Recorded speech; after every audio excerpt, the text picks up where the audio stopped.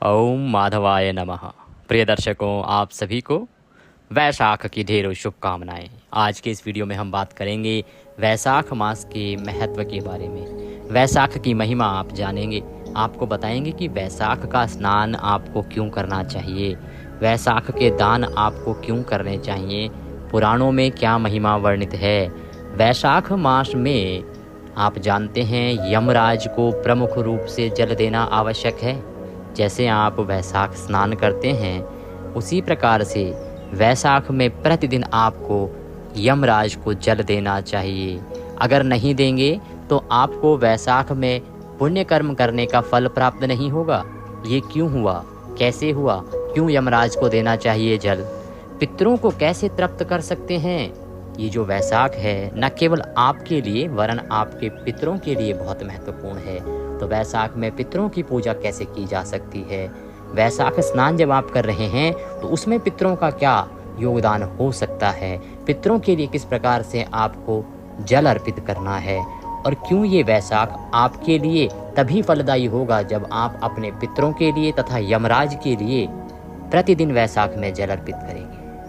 और ये जो बात बता रहे हैं ना, ये पुराणों की बात है, हम अपने तरफ से कुछ नहीं बोल रहे हैं।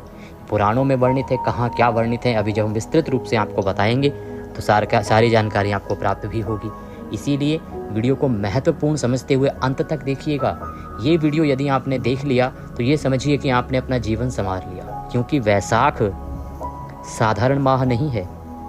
इसकी महिमा घटती जा रही है कलयुग में। इसका भी एक कारण है जो आप इस कथा और वीडियो के वृतांत के माध्यम से जानेंगे कि कलयुग जैसे जैसे बढ़ेगा वैसे वैसे वैशाख लोगों के दिमाग से विलुप्त होगा। क्यों? क्योंकि यदि वैशाख की महिमा लोगों को ज्ञात रही तो फिर कोई नरक में जाएगा ही नहीं। ये अनुरोध यमराज द्वारा किया गया था भगवान विष्णु से। अनेक बार प्रार्थना की गई थी कि प्रभु मेरा तो काम ही बंद हो जाएगा। तब भगवान ने यह एक उपाय बताया था कि जैसे जैसे कलयुग बढ़ेगा वैसे वैसे वैशाख को समझने वाले लोग कम होते चले जाएंगे।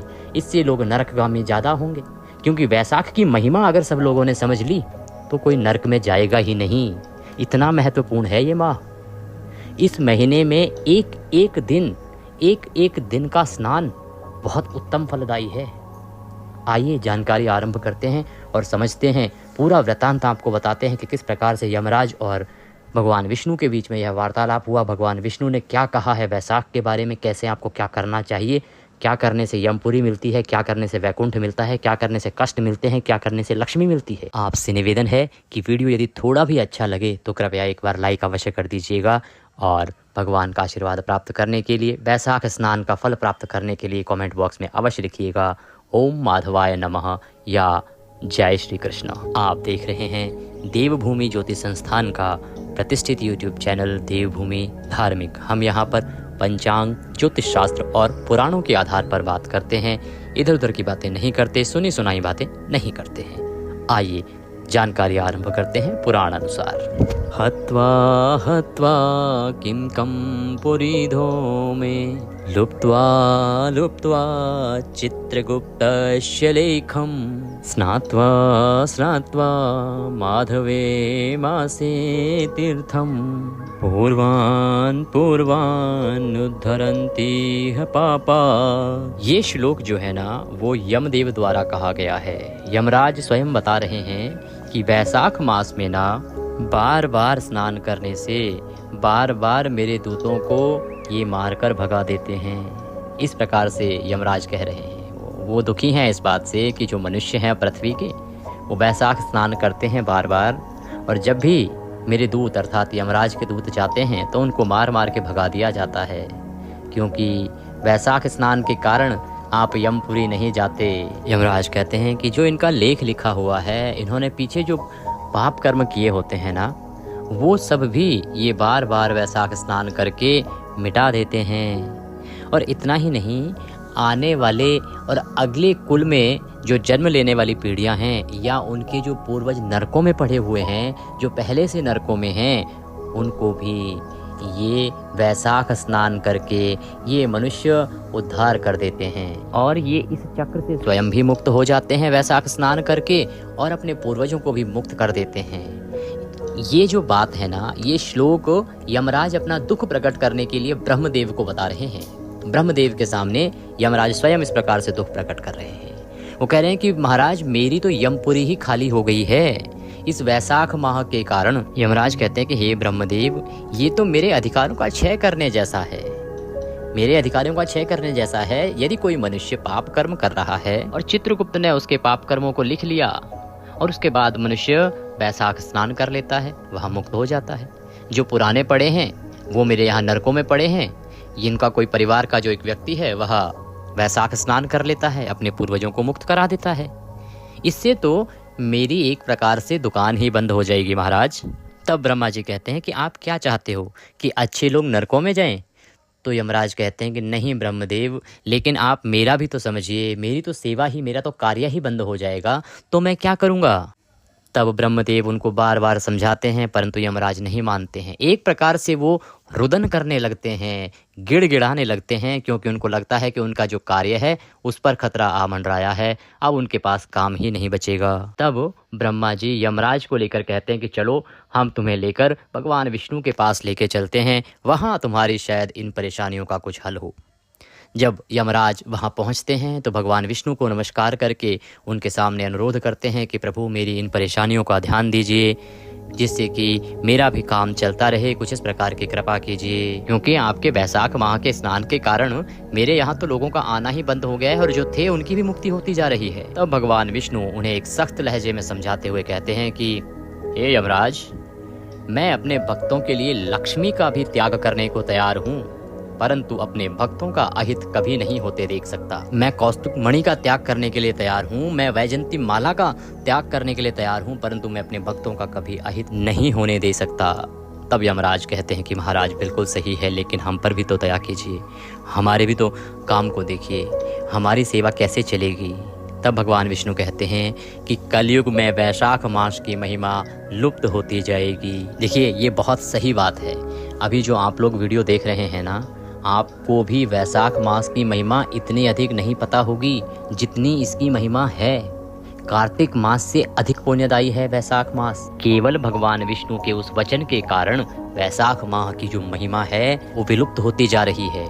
सामान्य जन के पास उसकी जानकारी ही नहीं पहुंच रही है। ये हमारा दायित्व है कि हम इस जानकारी को पहुंचाएं, जिससे, क्योंकि भगवान ने ये वचन यमराज को इसलिए नहीं दिया कि लोग इस वैशाख मास का लाभ ना ले पाए, वरन इसलिए जिससे कि संतुलन बना रहे। भगवान कहते हैं कि यदि आप वैशाख मास की महिमा को जान सकते हो, समझ सकते हो और कर सकते हो, लाभ ले सकते हो, तो लो ना, किसने रोका है मेरे भक्तों? परंतु मनुष्य का ध्यान ही नहीं जा रहा उस तरफ। तो हमारा, आपका, सबका दायित्व बनता है लोगों को नर्क में जाने से बचाएं, लोगों को परेशानियों में जाने से बचाएं।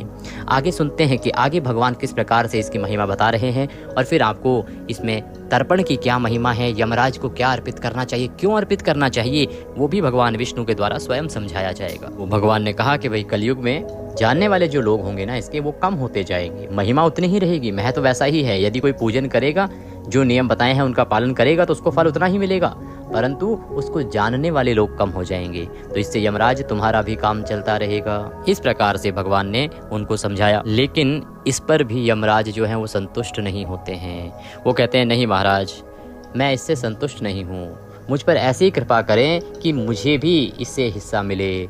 जो कोई भक्त वैशाख में आपका पूजन करे, आपके वैशाख स्नान को ग्रहण करे, वैशाख स्नान को धारण करे, या जो भी कोई इस वैशाख में पुण्य कर्म करे उसमें मुझे भी हिस्सा मिले, ऐसा कुछ कार्य कीजिए। तो भगवान कहते हैं कि जो लोग वैशाख मास में पुण्य कर्म करेंगे उनका पुण्य कर्म तभी सफल होगा जब वे लोग अपने पुण्य कर्म का एक हिस्सा यमराज को देंगे।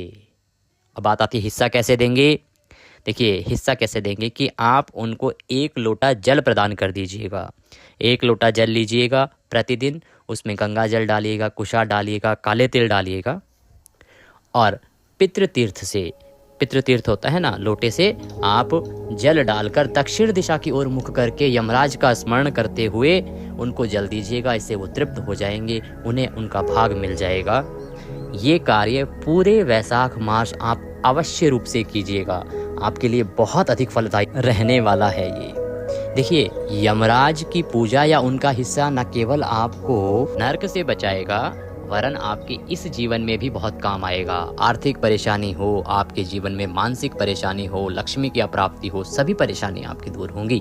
तो ऐसा करने से जो भी आप इस माधव मास में अर्थात वैशाख मास में पुण्य कर्म करेंगे, आपको भी अपना पुण्य फल मिल जाएगा। अगर आपने उन्हें अपना हिस्सा नहीं दिया, यमराज को अपना हिस्सा नहीं दिया, तो फिर बड़ा मुश्किल हो जाएगा कि आपको पुण्य कर्मों का फल प्राप्त हो। आगे बढ़ते हैं। देखिए, शास्त्र कहते हैं कि न माधव समो मासो, न माधव समो विभु, अर्थात माधव मास के समान कोई दूसरा मास नहीं है। देखिए, ये जो वैशाख मास है ना, वैशाख का जो महीना है, इसी को माधव मास कहा गया है। माधव मास के समान कोई मास नहीं है और भगवान माधव के जैसा कोई व्यापक नहीं है, दूसरा नहीं है। शास्त्र कहते हैं कि दप्तम जप्तम हुतम स्त्रातम त्यक्ताम मासी माधवे तदक्षयम भवेद भूप पुण्यम कोटिशताधिकम।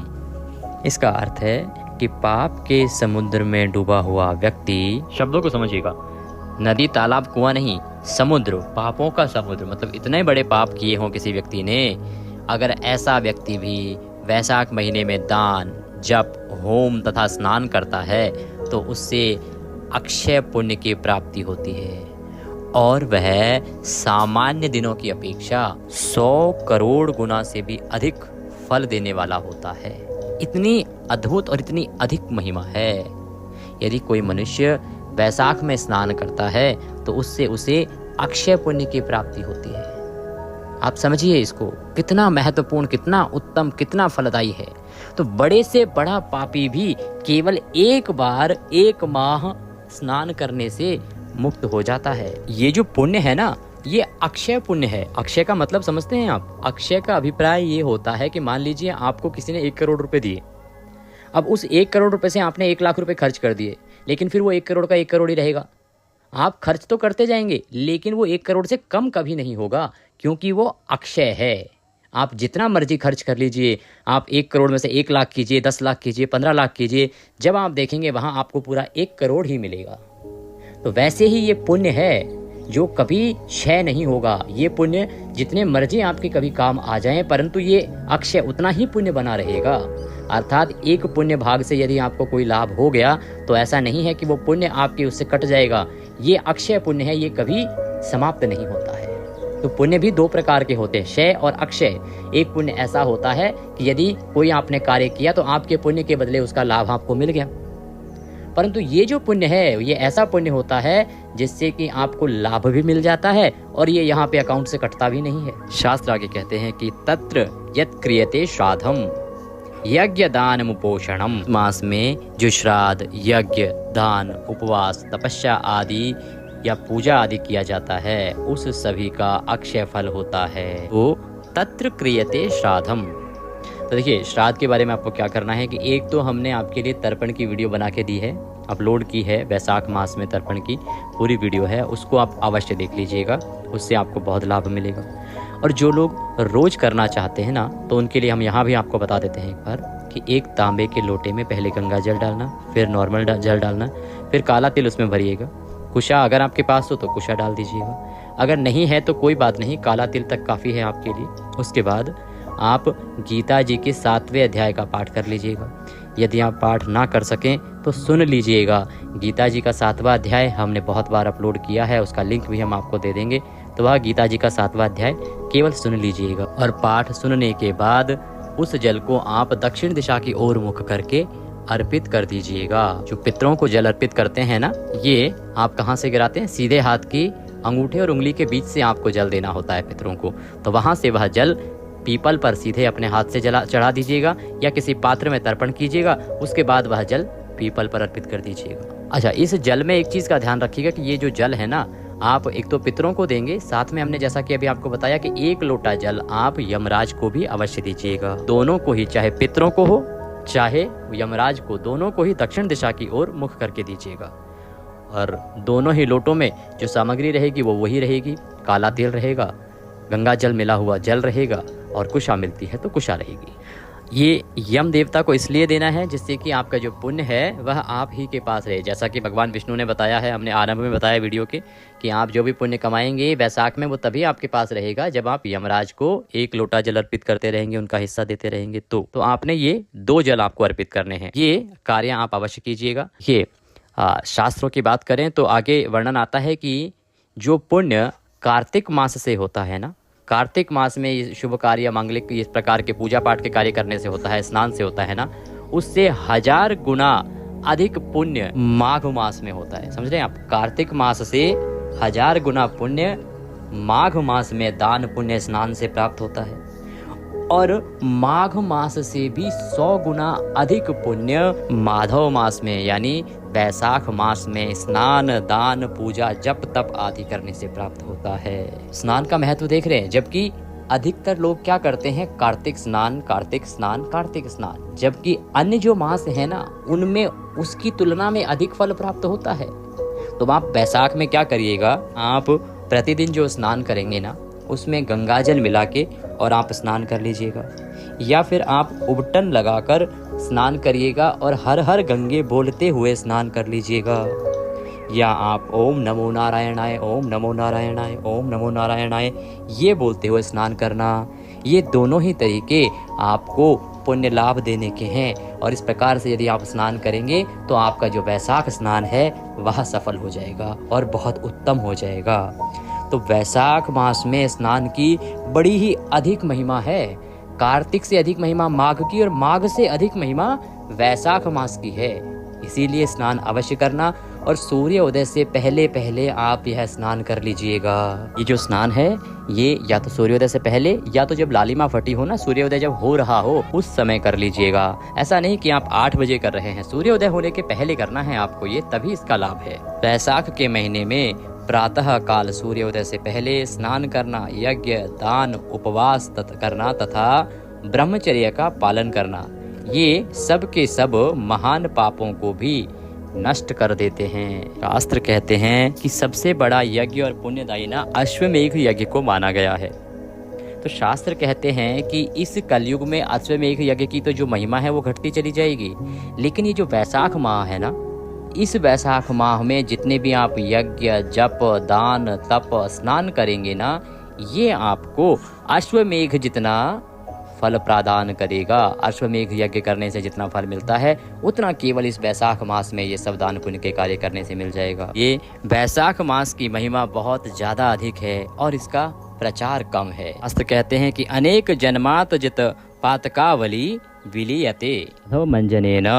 इसका अर्थ है कि वैशाख के महीने में प्रातः काल स्नान करने से अनेक जन्मों में किए गए पापों का नाश उसी तरह हो जाता है जिस तरह सूर्य से उदय हो जाने के बाद अंधकार का नाश हो जाता है। ये ब्रह्मा जी के वचन हैं। आप आगे सुनिए। देखिए, वैशाख की महिमा इतनी अधिक है कि यदि आपने इस वीडियो को देख लिया, सुन लिया, तो आप वैशाख माह में पुण्य कर्म किए बिना, स्नान कर्म किए बिना रह ही नहीं पाएंगे। हमारे पुराण बताते हैं कि द्वारिकापुरी में करोड़ों वर्ष तक निवास करने से जिस पुण्य की प्राप्ति होती है ना, उस पुण्य की प्राप्ति वैशाख महीने में केवल प्रातः स्नान करने मात्र से ही हो जाती है।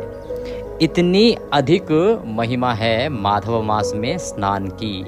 जब द्वारिका नगरी में, द्वारिकापुरी में करोड़ों वर्ष तक मनुष्य रहता है, तब उतना पुण्य मिलता है उसे जितना वैशाख मास में केवल 1 माह स्नान करने से मिल जाता है। वो इस महीने का जो मूल मंत्र है उसकी बात करते हैं, जो भगवान बता रहे हैं। मूल मंत्र है इसका ओम नमो नारायणाय की बात अब हम कर लेते हैं। देखिए, ओम नमो नारायणाय, इस मंत्र को आपको जप करना है। इस महीने में जिस भी किसी आप पूजा कार्य को करें, ये मंत्र अवश्य जपिएगा, ओम नमो नारायणाय। जो मनुष्य निर्धन हैं उनको वैशाख मास में केवल पुष्पा अर्चा करने से ही का सब दुख दूर कर देते हैं, दरिद्रता समाप्त कर देते हैं, दरिद्रता से मुक्ति मिल जाएगी। भगवान कहते हैं कि दरिद्रता किसी भी प्रकार की हो, पुण्यों की दरिद्रता है उससे मुक्ति मिलेगी, पैसों की दरिद्रता है तो उससे भी मुक्ति मिलेगी और आपको भगवान धनवान बना देंगे। आपको पुष्पार्चा करनी है, अर्थात आप जो भी भगवान को पुष्प चढ़ाए ना, उसको चढ़ाते समय ओम नमो नारायणाय, ओम नमो नारायणाय। आप सूर्य देव को अर्घ दें तो भी बोलिए ओम नमो नारायणाय। ओम नमो नारायणाय।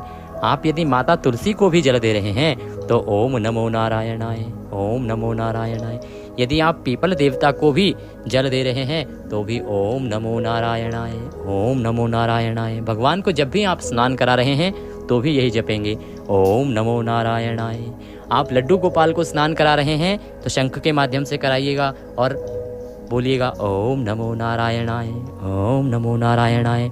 इस मूल मंत्र से आप इस वैशाख में हर जगह पूजन कीजिए तो आपकी दरिद्रता निश्चित रूप से जाती रहेगी, समाप्त हो जाएगी। दरिद्रता चाहे पुण्यों की हो, भगवान के आशीर्वाद की हो, चाहे वो धन की दरिद्रता हो, वह दरिद्रता इस महीने के जाते जाते समाप्त हो जाएगी। साथ ही ऐसा करके मनुष्य अपने सैकड़ों पितरों को भी मुक्त करा लेगा। हम आपको एक और वर्णन बताते हैं कि भगवान वाराह आप जानते होंगे विष्णु जी का ही अवतार हैं। तो भगवान वाराह जो हैं वो पृथ्वी देवी को बता रहे हैं कि जो लोग श्री हरि का यज्ञों के द्वारा पूजन करते हैं वे लोग यदि वैशाख में पूजन करेंगे ना तो उनको अधिक लाभ मिलेगा। वो कहते हैं कि हे देवी, वैशाख के महीने में किए गए स्नान, दान, जप, होम, तपस्या, यज्ञ तथा व्रत का फल तुम सुनो। मेरे सन्निकट जाकर वे जीव 22 करोड़ मनवंतर पर्यंत निर्भय होकर निवास करते हैं। आगे भगवान बताते हैं कि यदि जन्म स्थान में लग्न, व्यय स्थान तथा 8वें स्थान में क्रूर ग्रह विद्यमान हो तो वैशाख के महीने में प्रातः काल स्नान करने से सभी ग्रह सौम्य हो जाते हैं। अर्थात आपकी कुंडली में भी यदि कोई परेशानी है, कोई कठोर ग्रह बैठे हैं तो भी ये वैशाख मास उसके लिए बहुत बड़ा उपाय है। और इसमें कभी ना हंसिएगा नहीं इन बातों पे, क्योंकि ये हम आपको पुराण की बात बता रहे हैं, भगवान की स्वयं बताई गई बातें बता रहे हैं। भगवान कहते हैं कि यदि किसी की कुंडली में अष्टम स्थान में कोई भी क्रूर ग्रह है ना तो इस वैशाख मास में केवल आप स्नान कर लीजिएगा, आपको उसका लाभ अवश्य मिलेगा। वैशाख मास में प्याऊ लगाना चाहिए क्योंकि इससे आपको इतना 1 लाख करोड़ लोगों को जल पिलाने का पुण्य प्राप्त होता है यदि आप वैशाख में प्याऊ लगाते हैं। तो इस महीने में पितरों के निमित्त काले तिल का दान करना चाहिए। बहुत अद्भुत महिमा है काले तिल की। आप काले तिल का जितना दान इस महीने में करेंगे उतना अधिक लाभ आपके पितरों को होगा, आपके पितृ प्रसन्न होंगे, तृप्त होंगे। तो इस प्रकार से वैशाख मास की ना बड़ी कूट कूट के महिमा पुराणों में भरी हुई है। पर संक्षिप्त में बता देते हैं कि आपने करना क्या है वैशाख में। देखिए, पहले तो सूर्योदय से पहले आप उठ जाइए और स्नान कर लीजिए। वैशाख माह में कम से कम इतना अवश्य कीजिएगा, उठना है सूर्योदय से पहले और स्नान करना है सूर्योदय से पहले। और चैत्र पूर्णिमा से और वैशाख पूर्णिमा तक आपको ये स्नान करना है। आप तीर्थों में जा सकते हैं, नदियों पे स्नान करने जा सकते हैं तो वहाँ पे जाइए, वहाँ पे स्नान कीजिए। उसके बाद आपको भगवान का पूजन करना है। भगवान कहते हैं कि यदि किसी को दरिद्रता मिटानी हो ना तो वैशाख मास में 3 टाइम तुलसी पत्र अर्पित करना चाहिए, सुबह, दोपहर और शाम। केवल भगवान को अर्पित कर दीजिएगा ओम नमो नारायणाय कहते हुए।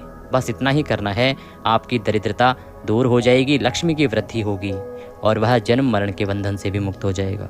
स्नान आदि करना है, सूर्य भगवान को अर्घ्य देना है, पितरों को जल देना है, यम देवता को जल देना है, तुलसी जी, पीपल आदि को जल दे दीजिएगा और दान पुण्य अवश्य कर लीजिएगा। जितना हो सके दान दीजिएगा, काले तिल का दान अवश्य कीजिएगा। और कितने अधिक लाभ आपको होंगे ये अभी हमने आपको बताया। इतने अधिक लाभ होंगे केवल इतने से कार्य करने से। तो ये कार्य इस मास में अवश्य कर लीजिएगा और प्रतिदिन माघ मास महात्म्य में हमारे इसी चैनल पर अवश्य सुनिएगा, आपको अति लाभ की प्राप्ति होगी। अगर वीडियो थोड़ा भी उपयोगी लगे तो एक बार लाइक अवश्य कर दीजिएगा, लोगों तक पहुंचाइए जिससे कि माघ मास की महिमा लोग जान सकें, क्योंकि इस महिमा को जितना आप फैलाएंगे उतना अधिक पुण्य आपको प्राप्त होगा। तो अधिक से अधिक लोगों तक इस शास्त्र अनुसार जानकारी, यूट्यूब पर इस प्रकार की जानकारियाँ मिलती नहीं हैं जिनमें पुराणों की बात हो, शास्त्रों की बात हो। तो इन वीडियोस को आगे बढ़ाइए जिससे कि सभी सनातनी, सभी हिंदू भाई बहन जान सके महिमा को और वो भी इसका लाभ ले सकें। भगवान श्री कृष्ण सब पर कृपा करें। ओम नमो नारायणाय।